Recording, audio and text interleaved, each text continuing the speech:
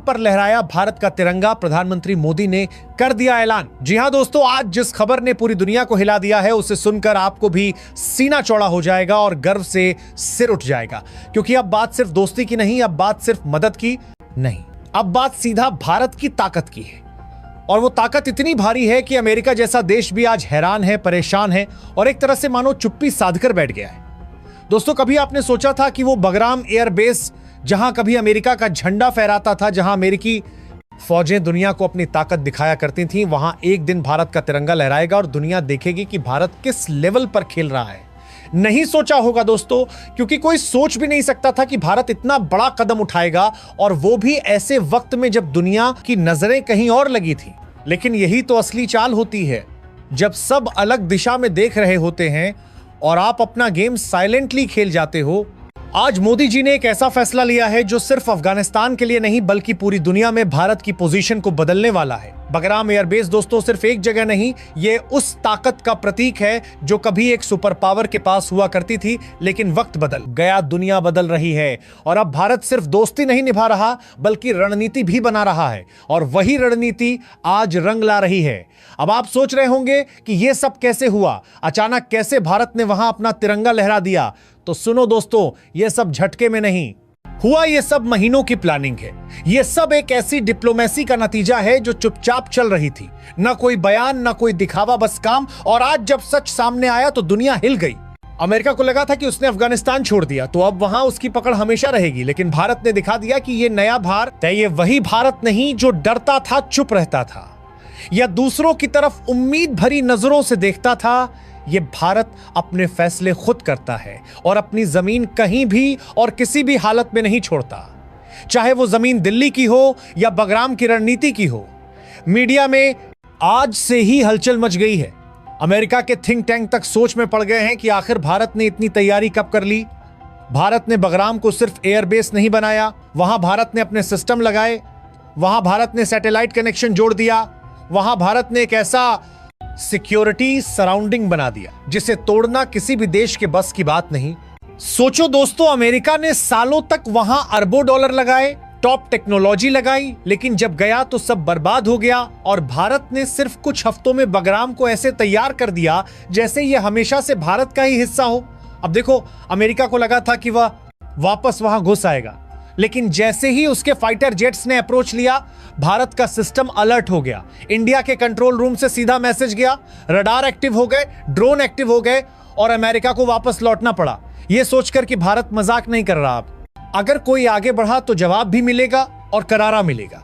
तालिबान की भी आवाज आ गई, लेकिन इस बार टोन बदला हुआ था। अब वो भारत के खिलाफ नहीं, अमेरिका के खिलाफ बोल रहा है। वो कह रहा है भारत ने यहां शांति लाई, अमेरिका फिर अशांति लाना चाहता है। और यह सुनकर पूरी दुनिया को एक चीज समझ में आ गई कि अब अफगानिस्तान की जमीन पर भारत का प्रभाव है और भारत को वहां कोई हिला नहीं सकता। इतना ही नहीं दोस्तों, भारत ने वहां इंसानियत भी दिखाई।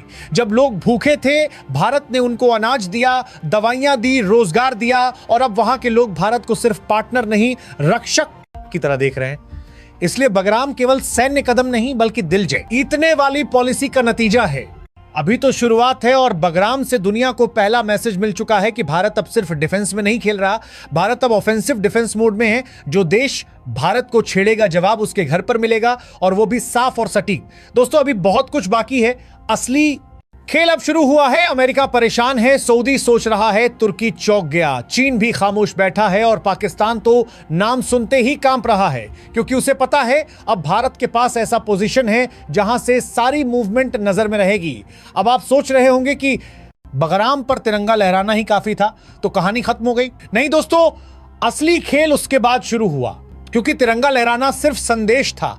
असली संदेश था जो भारत ने दुनिया को तकनीक से दिया, रणनीति से दिया और सबसे बड़ी बात दिमाग से दिया, क्योंकि आज के समय में दुनिया बंदूक से नहीं दिमाग से जीती जाती है और भारत ने वही किया।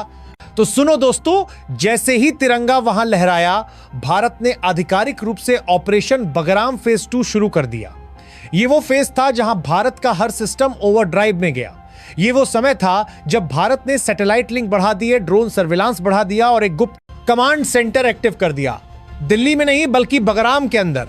हाँ दोस्तों, अब बगराम में भारत का अपना कमांड सेंटर है जहां से हर सेकंड, हर मूवमेंट, हर कन्वर्सेशन, हर डिजिटल सिग्नल ट्रैक हो रहा है।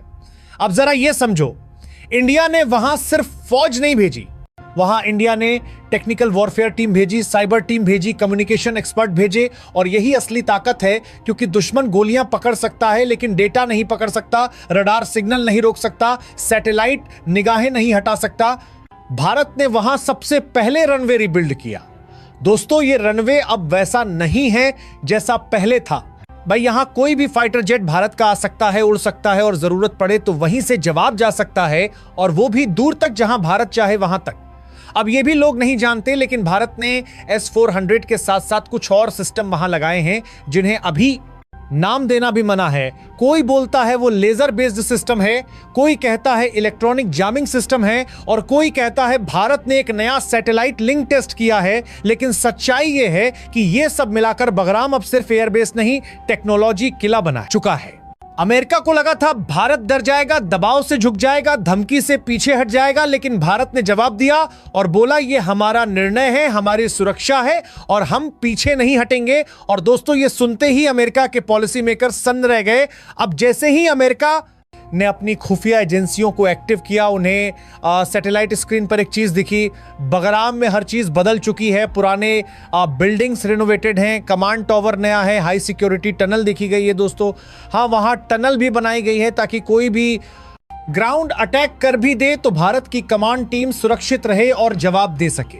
तालिबान को लगा था कि अब वो खेल करेगा, लेकिन जैसे ही उसने कुछ बयान दिए, भारत ने सीधा बैकडोर डिप्लोमेसी की और तालिबान समझ गया कि भारत दुश्मनी नहीं चाहता, लेकिन अगर कोई गलत चाल चलेगा तो उसे संभलने का मौका भी नहीं मिलेगा। इसलिए तालिबान आज भारत के पक्ष में खड़ा है, और यही भारत की डिप्लोमेसी है जो गोली चलाए बिना गेम बदल देती है। अब इधर चीन की हालत खराब है, क्योंकि अफगानिस्तान उसके बेल्ट रोड प्रोजेक्ट का हिस्सा था और अब भारत वहां मेन रोल में है। चीन समझ नहीं पा रहा कैसे इंडिया वहां पहुंच गया, और पाकिस्तान तो बेचारा बस ट्वीट कर सकता है, बयान दे सकता है, लेकिन असली दुनिया में कुछ नहीं कर सकता, क्योंकि बगराम से कराची, इस्लामाबाद, ग्वादर सब राडार में है। और भाई, जब राडार में है तो खेल खत्म पहले ही हो गया।